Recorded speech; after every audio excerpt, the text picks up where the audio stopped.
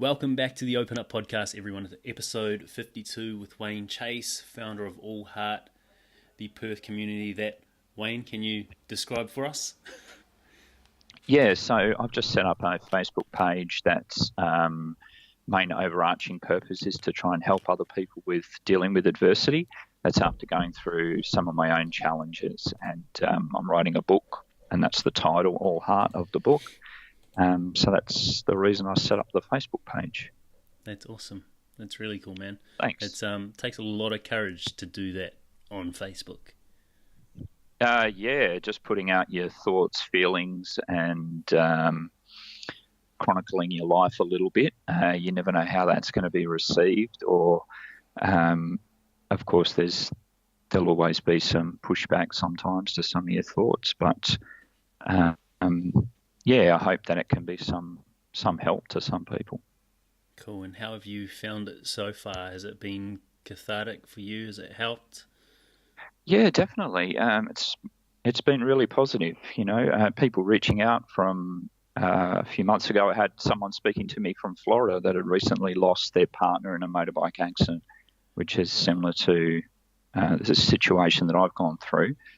So that was really amazing. And of course, I'm not a counsellor or psychologist, but all I do is just try and talk about what I've been through and what's helped me. And if people can take a little bit from that, then fantastic. If not, it's someone to talk to, which can also help as well. So, yeah, overall, the feedback's been really positive. Yeah, and I think that's the most powerful way to help someone too, because if they're in a similar position, similar situation, what you say is going to mean a heck of a lot more, and they're going to resonate with exactly what you're going through. Yeah, and just not so even situations that are different from mine, just struggles, challenges, hopefully just any of the facing fears, any of the information that I put out there. If people take a little bit from that, or it helps one person, then that gives me a purpose and helps me with my challenges as well. So that's awesome, man. Thanks. That's cool that you found purpose in something so traumatic. Yeah, definitely. I think we all need a reason to get up in the morning, and if you've gone through something, some adversity or some challenges or some difficulty, pain and suffering in your life, so you can easily spiral down into a pit of despair. So finding something that's given me some purpose and some meaning, and it's a huge help with the grief that I've been going through. And I'm stoked for you, hey. Thanks. The question I usually start off with is, how would you describe yourself as a man or as a human?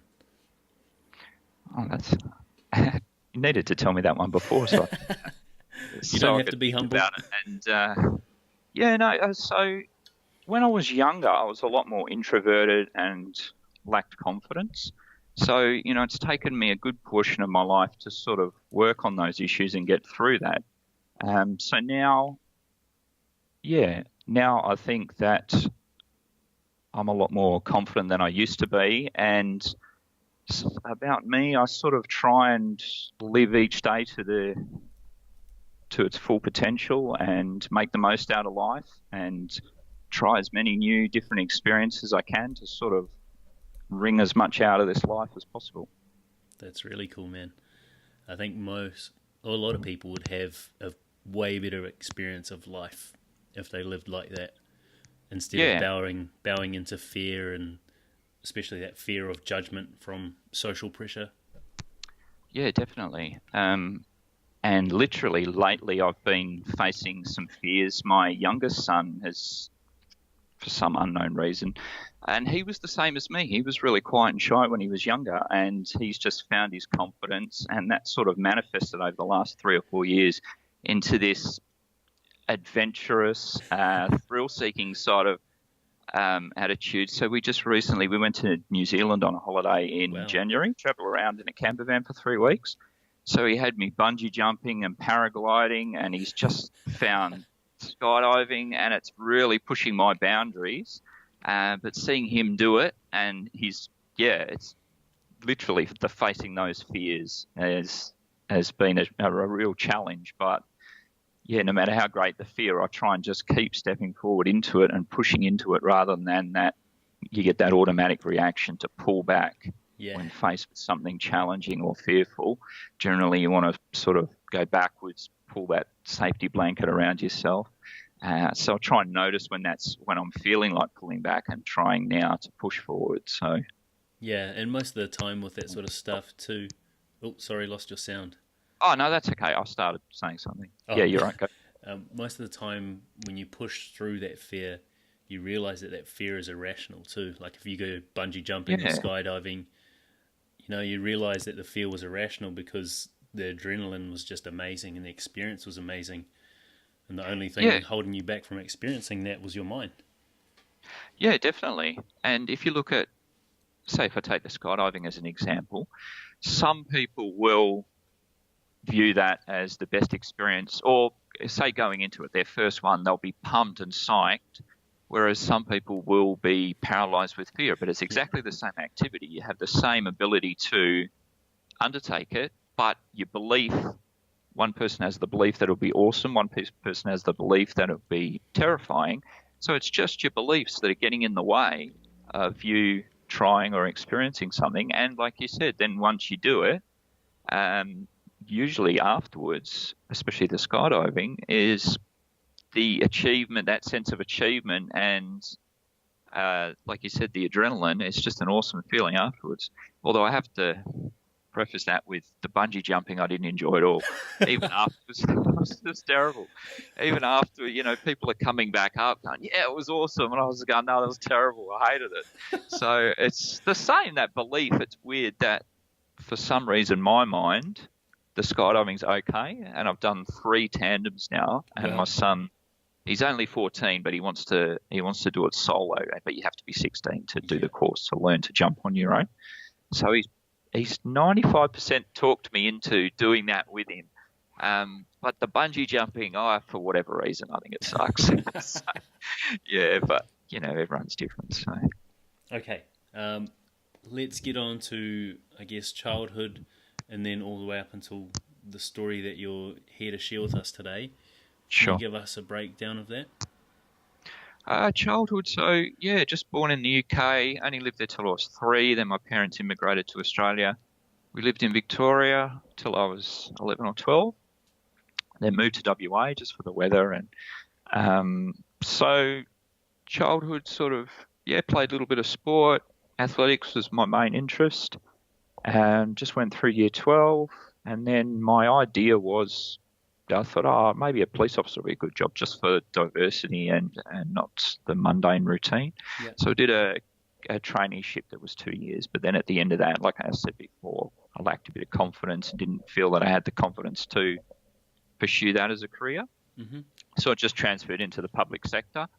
So then it was about 20 years with the public sector, got married early. And then prior to, I didn't have any foresight that becoming a dad would provide me with the purpose and meaning and direction that it did. But I always felt a bit, I wasn't passionate about my career. I was just sitting behind the desk and just going through the routine. And I was just showing up to get paid, basically. I wasn't interested in what I was doing.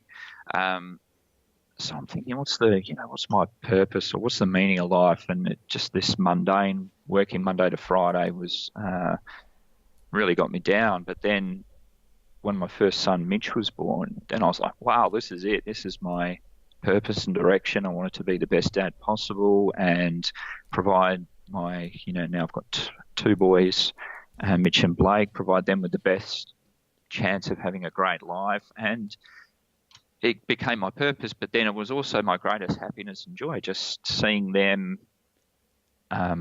achieving things in their lives, playing sport. When Mitch was the more sporty of the 2, got into sport, then I sort of helped out with his T-ball, coached some baseball and softball. We did Muay Thai together the last 18 months of his life, and then he went the last year when he got into riding a motorbike. I'd never ridden one, but I threw myself into that. I got a bike and a trailer, and I was taking him and his mates out camping, and just doing stuff with my boys became my greatest joy and happiness in my life. That's awesome, man. It almost sounds as if general like your summary. boys taught you how to not be so introverted, like you said you were as a kid. Yeah, and it was really bizarre that, like I said, I was lacked confidence. So then when you lack confidence, you admire and you want to be, you look up to people that are the alpha males, and Yeah. that's what you want, or you want respect. And when you're introverted, you wish that you could be the center of attention or something. It's always that, looking at things on the other side of the fence. But it was really bizarre. Mitch was born, and from day one, he was off the charts an extrovert, just crazy stories, doing ridiculous things. We went on a baseball trip when he was 10, and he saw the travel guide up the front of the coach, the bus, with a microphone. He's like, "Dad, do you think I can go up and do my impersonations on the microphone?" I'm like, "Oh my God." I said, "Yeah, why not?" And he was just an off-the-charts extrovert, had all this confidence. He had success. He played baseball for Australia in a World Series in America. Then he got into Muay Thai, had a couple of fights, had a boxing match. Just everything he did he was sort of the alpha male and the leader amongst his friends, and super confident and super popular. So he was my son. We were best mates, but then because he was everything that I'd always admired and wanted to be, then he became my hero as well. That is the cutest, man. That is so Thanks. cool. Yeah, and it's weird. My younger son, like I said, Blake, he was introverted and really quiet, and he was the complete opposite to Mitch and didn't like trying water slides or anything when he was younger. But now he's found his confidence, and he's pushing me as well with the skydiving and the adrenaline type stuff that he's into now. So it's amazing. You presume before becoming a dad that you're going to teach them about the world and help them to grow, and they flip it around on you and motivate you and inspire you and teach you so many lessons. So, yeah, they've almost taught me more and helped me grow more than I think I've given to them. So that's super cool, man. It's an amazing journey, yeah. One thing you mentioned, like during that, and one thing I wanted to touch on was the fact that you were turning up to work every day without a purpose. And for most people, that probably resonate with that, because a lot of people just turn up to work to get paid so they can survive. Yeah, definitely. That's one of my biggest fears, and what sent me into depression was turning up to work and not really developing myself intellectually or with qualifications or accreditations. And so I felt trapped in FIFO, being a scaffolder or a rigger the rest of my life, and that scared the shit out of me to the point where I was depressed. Yeah. Oh, definitely. Like I was saying, whatever your situation is like, it might be your career. Maybe you haven't got some outside interests or passions, or maybe you have, and they're the things that provide you with a purpose and direction. It might not be your career. Maybe you do just go in and get paid, and it's not your ideal thing, but maybe you've got outside interests that motivate you and inspire you and give you that passion and purpose. But I think everybody needs, maybe it's being a dad, like I was saying, everybody needs some, I think, well, everyone's different, of course, but for my way of thinking, that, if you don't have that direction and reason to get up in the morning, then it can definitely lead to depression and mental health problems. So I think we all need something. Yeah, I think we all yearn to be part of the tribe, and being part of the tribe means providing value in some sort of way. Yeah, definitely. Yeah, everyone wants to be valued, and that can include being part of any sort of group or interest or whatever passion you have. Okay. Are you comfortable sharing your story with us now? Yeah, sure. Okay, go for it.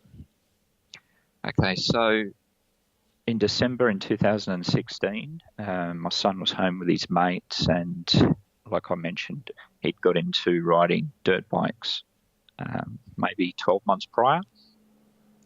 And that night he said to me that he was going to take his bike to 5 acres to another kid's property on 5 acres. So they were going to stay there the night and ride dirt bikes there the next day. Yeah.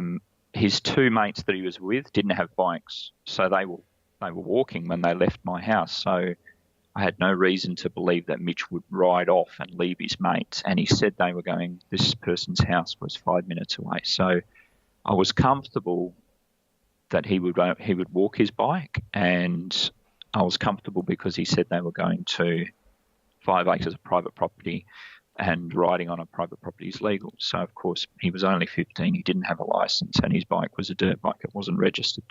But as kids do, he was misleading me. They were always planning to go to another friend's house that was a suburb away. So his two friends caught the bus, and Mitch rode his bike on the road. So halfway to the place where they were heading to, a car with some young guys, 3 young guys in it, saw him, and the driver's excuse to the police afterwards was that he believed Mitch's bike was his bike that had been stolen, which it wasn't. So they chased Mitch, which caused Mitch to speed and ride recklessly to try and get away. He went through a give way sign and collided with the side of a car that was crossing in front of him. The guys that were chasing him left the scene. They saw, in his police statement, the driver said he saw the accident, realised how horrific it was, that would cause serious injuries, possibly death, but he chose to leave the scene of the accident. So some people came out, they gave Mitch some CPR, and they got him going again, and I got a knock on my door, someone rang his phone, a friend of his rang his phone, and then came to my... Sorry, are we still going? Oh, sorry, I got to... someone a friend rang phone. his phone. So yeah, I went to the scene and I saw him there. He wasn't conscious after he impacted the car. He never regained consciousness. He was taken to the hospital. He had a lot of injuries, but the worst one was his head. Even though he had a helmet on, the swelling to his brain cut off the blood supply. So we were told that he wouldn't make it. That he wouldn't make it, or that he'd be severely disabled. Which, as I said, being the best thing in my life, being a dad was the most traumatic moment of my life. So that was the following day. They did tests and determined that he was brain dead. So we chose to make the decision to turn off the machines, and he passed.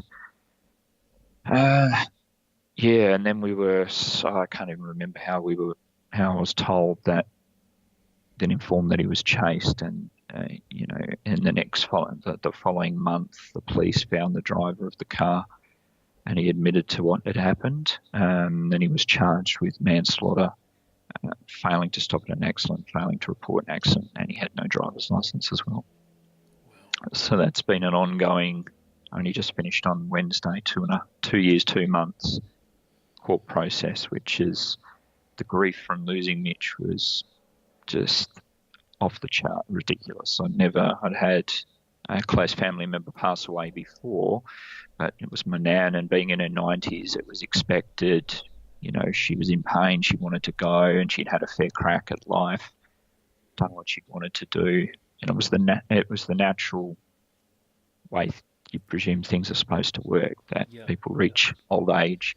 But then, so the grief from that was only short-lived, but I think the grief from Mitch will last for the rest of my life. So it'll always be painful. And yeah, after those weeks and months afterwards was just unbearable. I can't even imagine that, man. I Sure. say, when you're a parent, when you have a kid, it's almost as if you have a piece of your heart that exists outside your chest. That's how closely attached you are. And, hearing parents prior to becoming a parent, you hear someone say, I'd give my life for my child. And I always thought, what are you talking about? You only get one life. That's your life. Why would you... And now your phone's ringing. Why would you give your life away? I really didn't understand, but then becoming a dad, you're like, okay, I get it now. And it's sad, unfortunately. You do hear about some parents that are absent parents, or there's a divorce, or there's a bad situation, whatever happens, a situation, and then some parents aren't as involved in their kid's life. But for me, it was everything, and still is with Blake. But then it was, yeah, it just made the pain just incredibly difficult. Yeah, I mean, like you said before, having Mitch was like and becoming a father was like the first time you realized your purpose. And so not Yeah, only to lose your son and, like you said, your hero, but to lose your purpose in one go, that's a lot to yeah, take on. yeah. And like I mentioned with his baseball, when he was about 8, he was playing T-ball when he played in the state championships, and then he enjoyed the experience so much that then he wanted to, sort of slowly build. But we were practicing nearly every day. He wanted to take it as far as he could. So then that became a new purpose. I was doing whatever I could to help him practice and train, and then to see him play for WA and then play for Australia was the proudest moment of my life. To see him, he was in a World Series for 13-year-olds in Maryland in the US, and Wow. to see them announce, they had a sort of opening ceremony, to see him walk out and for them to say Mitchell Chase, and that was my son. I had tears in my eyes. It was the proudest moment of my life, and to know that I'd helped so much from him just going from an average T-ball player to reaching that level by all the practice that we'd done together, felt like one of the greatest achievements for him, but for my life as well. So, That's beautiful, man. yeah, thanks. Um, But yeah, and then to lose all that, and 18 months prior to losing Mitch, I went through a divorce. And then my youngest son, Blake, was doing a 50-50 custody.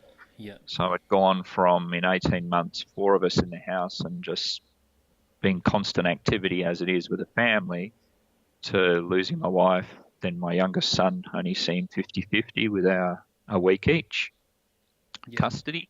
But then I had Mitch with me 90% of the time. And then for him to go, the loss was almost complete.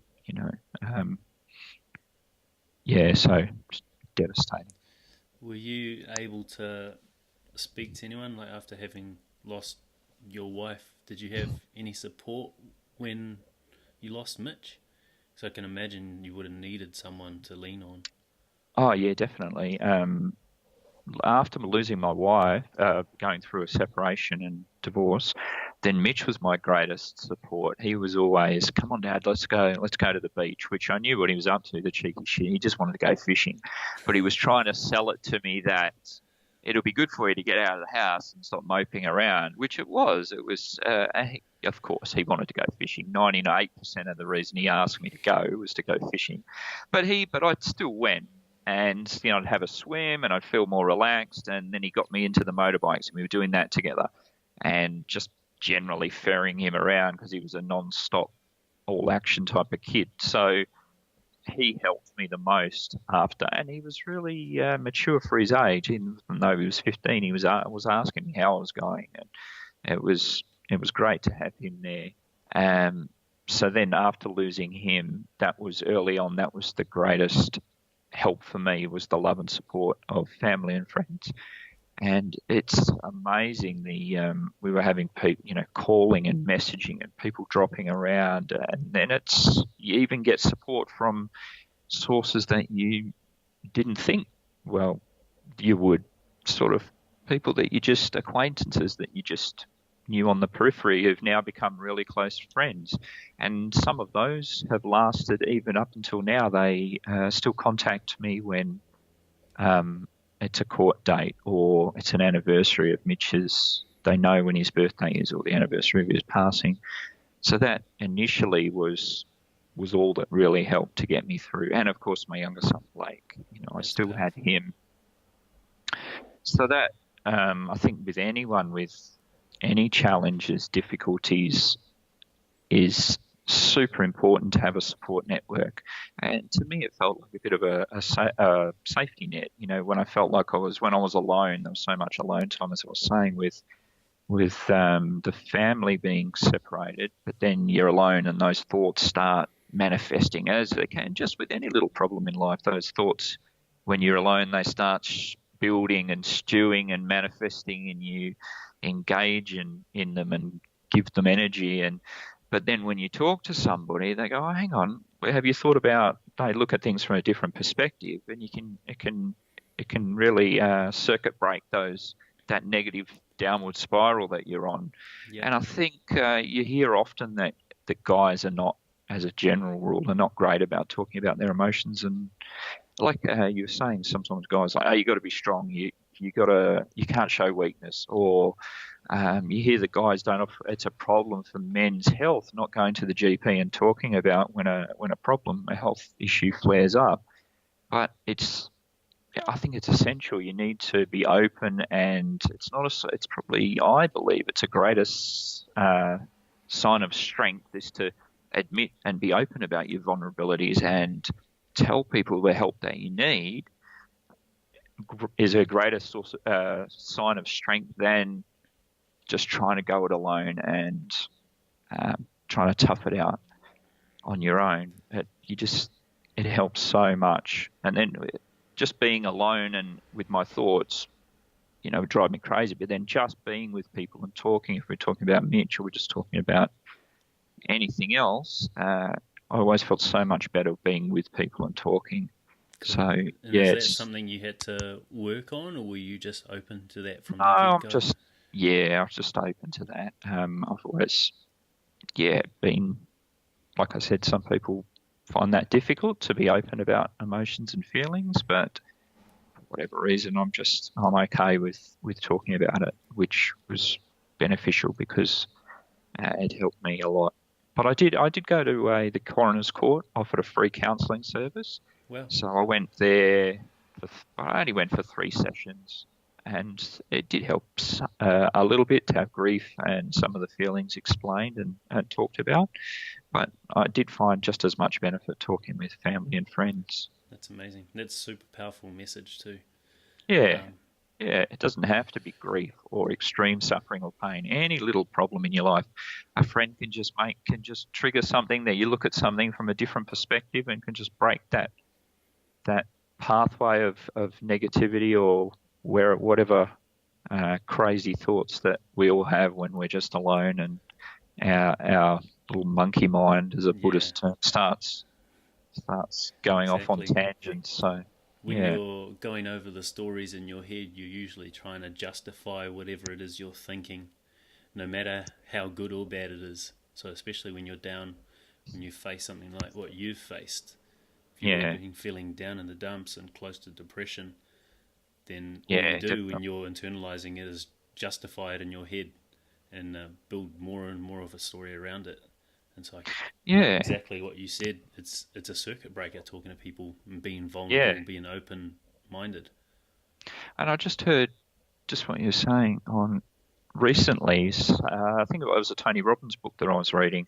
He was saying when you buy a blue car, you notice blue cars, or the same model, same make, but they're always been there. It's just something. So it's the same with your mental health, or if you're, especially with the grief, there was a lot of, feelings of guilt, or this sort of the grief brings up these bargaining statements of what if, why didn't I do this?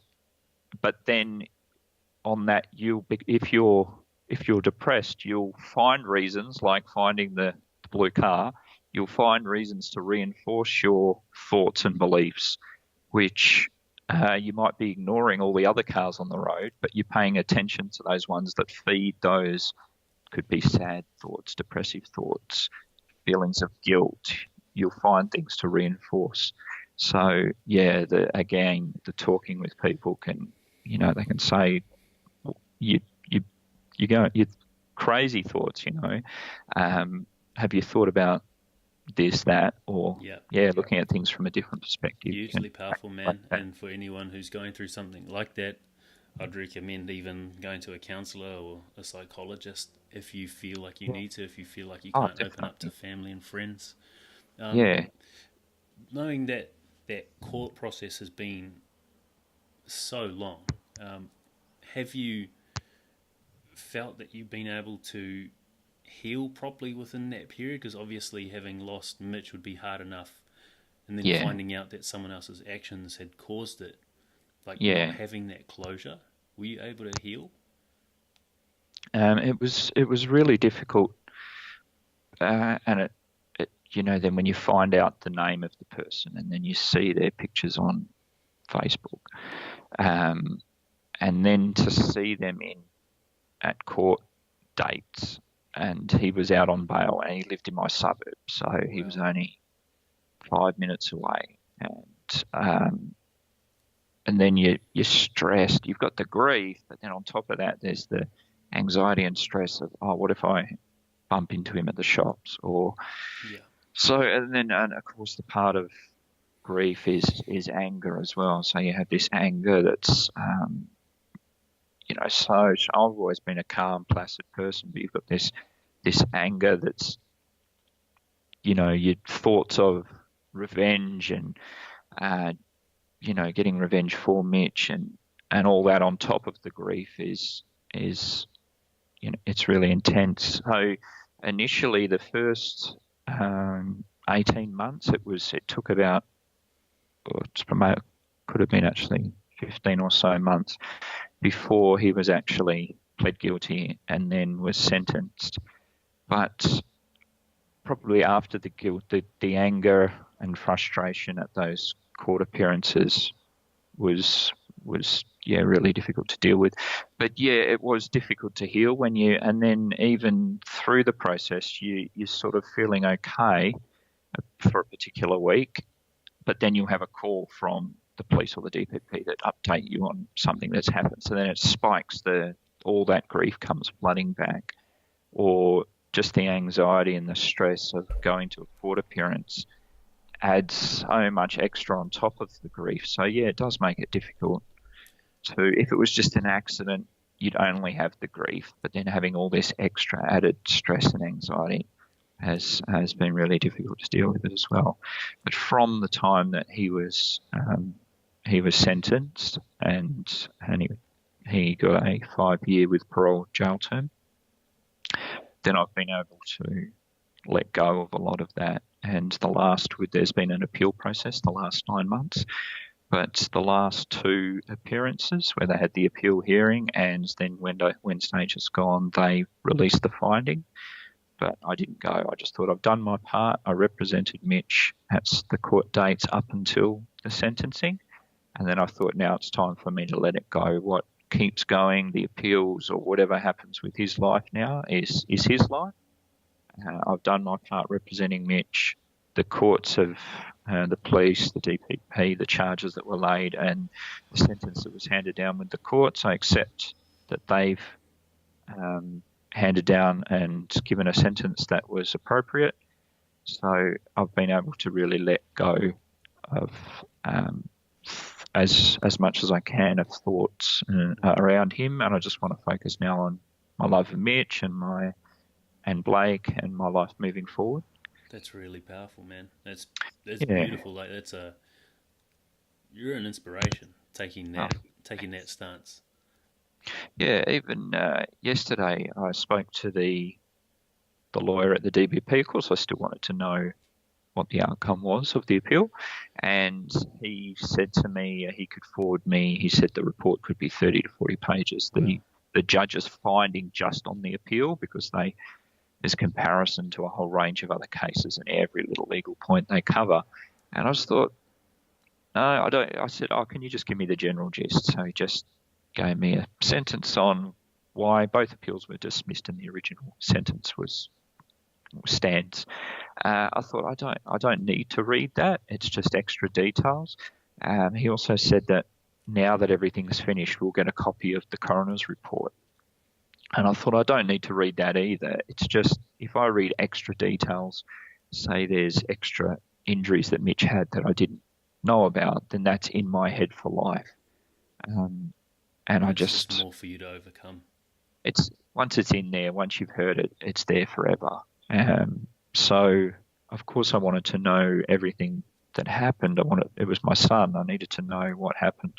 But extra things like, the appeals finding and the coroner's report, things that I don't need to, are unessential, then I'm trying to just cut those off because it'll just cause extra grief and anxiety. So I try and be mindful. how have you been able to, or what have you used yourself to sort of process all of this grief, like what you've been through in losing Mitch and this appeal? Like, how do you personally, or how have you personally gone about overcoming this? Because I can't even imagine having to do that.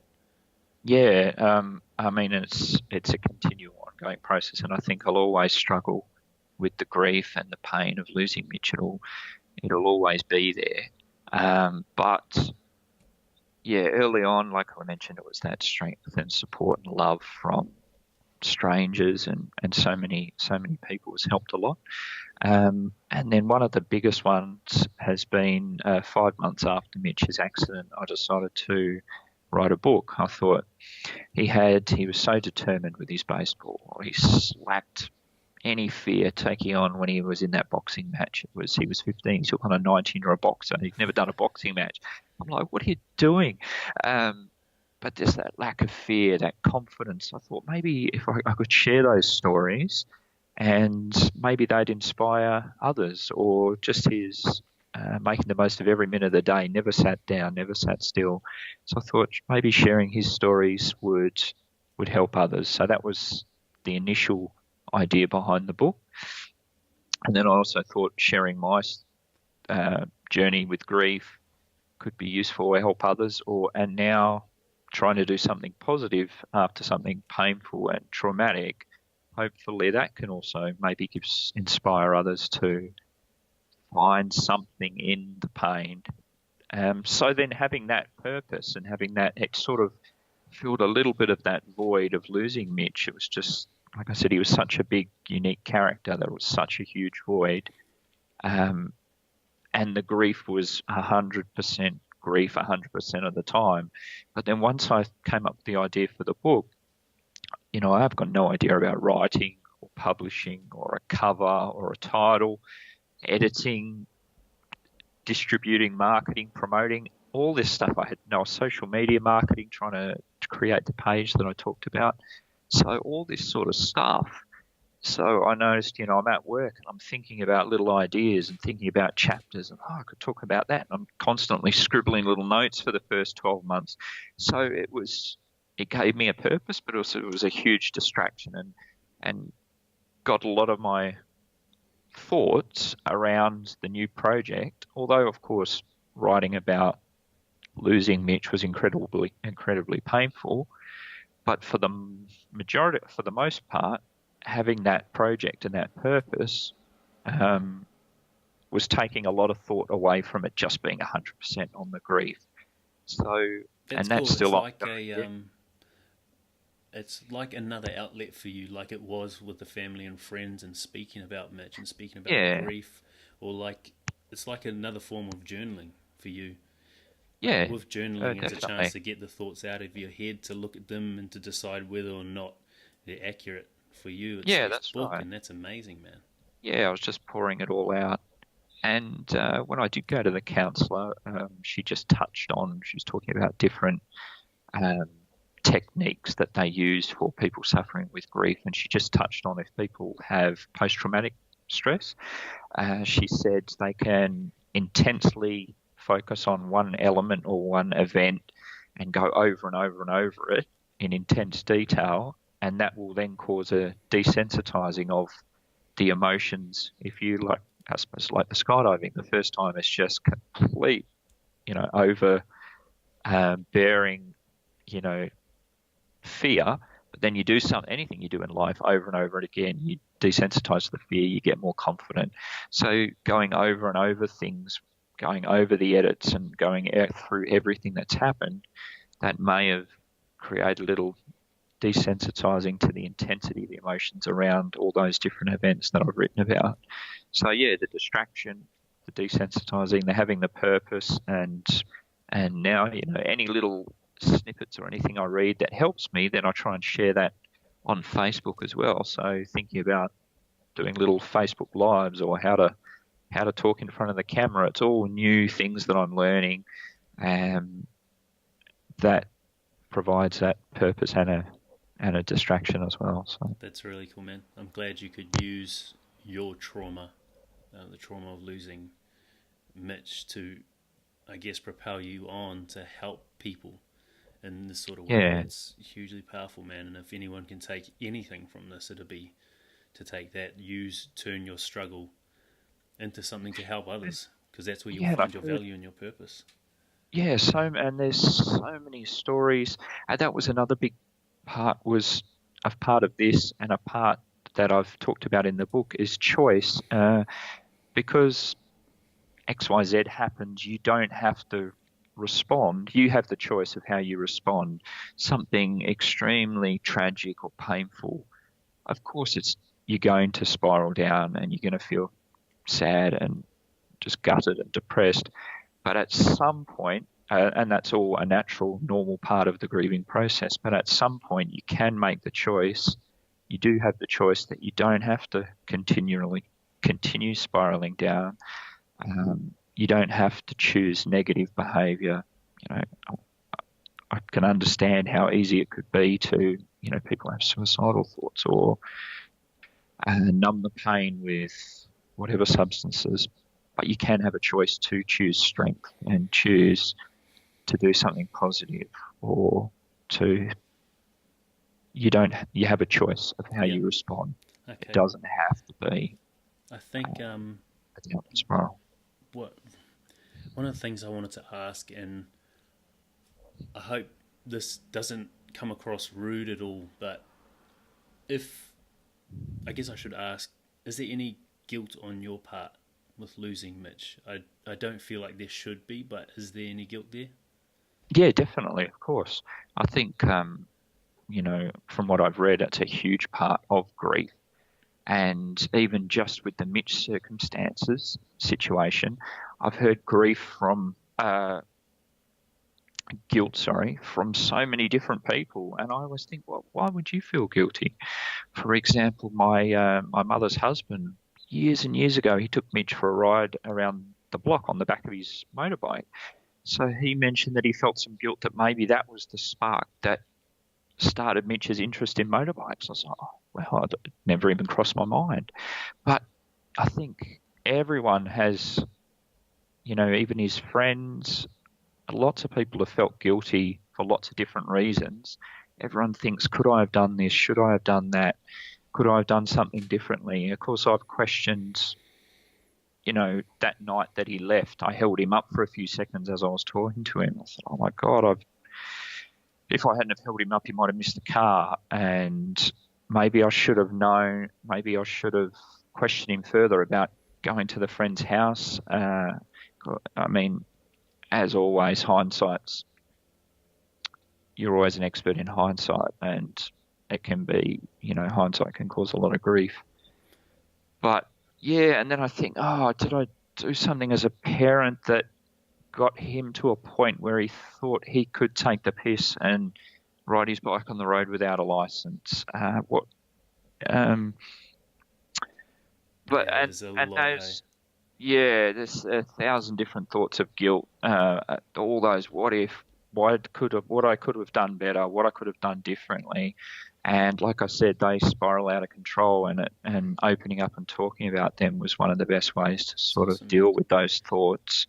But yeah, I think with anyone. Have you tried forgiving yourself, or do you see forgiveness for yourself on the horizon at some point? Yeah, I feel that I have. As I said, just people giving me a different perspective and saying, when you say questioning myself about could I have been a better parent, that would have set a mindset with Mitch that he wouldn't have thought that he could push the boundaries that much. And then, for example, friends would say, yeah, but he was a teenager. Not every teenager. A lot of teenagers, they might skip school, they might just lie to their parents, they might shoplift, steal some beers out the fridge.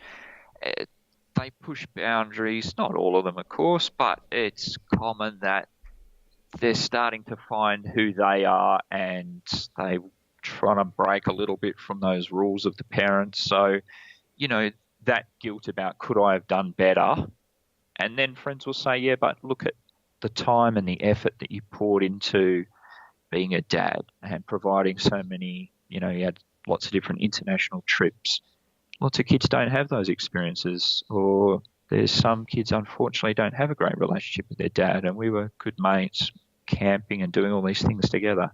So yeah, you can focus on the negatives, but then friends can break that and bring you back and remind you of all the things you did do right. And realistically, nobody's perfect. No, there's no perfect parent. There's no perfect child. Everyone's going to have faults and things that they could do better, but that's just part of being a person. So yeah, there was a lot of guilt, but I think I'm in a lot better place now when I try and notice if I'm heading down that little rabbit hole and break myself off and come back to the positives. Couple questions before we move on to the last questions before we wrap up. Sure.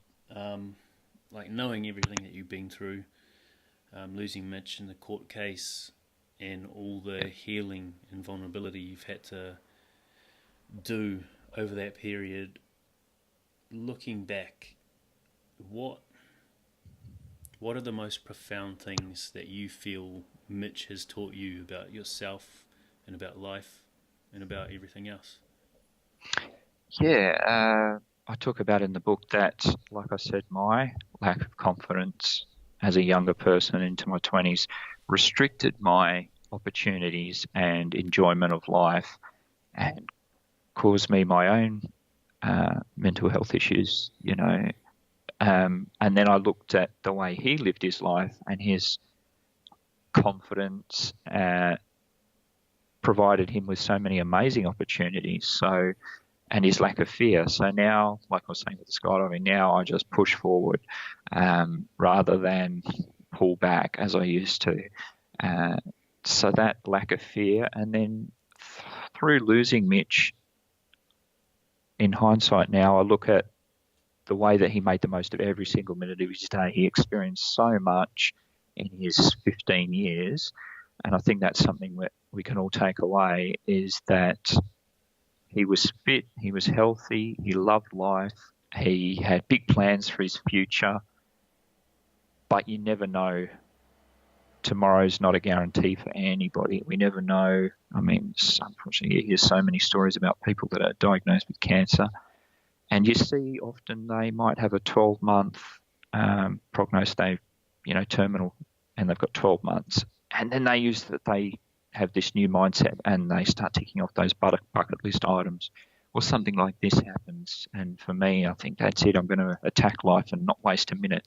But I hope that people don't have to get to the trauma or a negative health diagnosis. They can realise that tomorrow's not a guarantee, and to not procrastinate, sit on the fence and say, oh, one day maybe I'll get around to blah, blah, blah, whatever's on their to-do list, and to attack it and go for it and give it a go. And you're much better getting to 80 and think, I gave it a go and I failed. But if you get there and think, oh, wonder what that would have been like. I wish I'd tried. Yeah. So I don't want to be that guy. You're amazing representation of attacking life, Thanks. brother. Super stoked for you. I'll try. A couple quick questions. Knowing everything that you've been through, what would you say the quality of your life is like now, knowing that you have this newfound purpose and that you are going to change lives? That helps a lot. But like I said, there'll always be a huge void, and there'll always be grief and sadness that he's not here with me, and that he's not, especially seeing his little brother, who was the quiet, shy one, skydiving and doing these amazing things, which would have been so proud. So there's so many things. I don't get to see him grow into a man and get married and be a dad. So there'll always be a lot of grief and pain. But yeah, I just try to keep going and remain positive by trying to do what I can to use this pain to help others that are struggling. So it's beautiful, bro. Thanks. What have you added to your life or removed from it to improve the quality of it? Um, that's a tough one. Probably added that. I say one thing that I've added to my personality that I think the pain and suffering has made me more open to other people's pain and suffering. Yeah. I think we can all get a lifetime of watching the news and every night, like I was talking about before, about being desensitized to fear. When you keep facing your fears, you become desensitized. I think a lot of us are desensitized to pain and suffering because that's all they show on the news. They, if it's a slow noon news night now with modern technology, they'll find a depressing story of rape, pillage, and suffering from somewhere around the world, and that's all that you're fed on the news. Positive stories, someone helps an old lady across the road, it's not going to make the. I think there's a phrase: if it bleeds, it leads on the news. So positive stories aren't as dramatic. So that's all it is, and you become desensitized. That's all you see.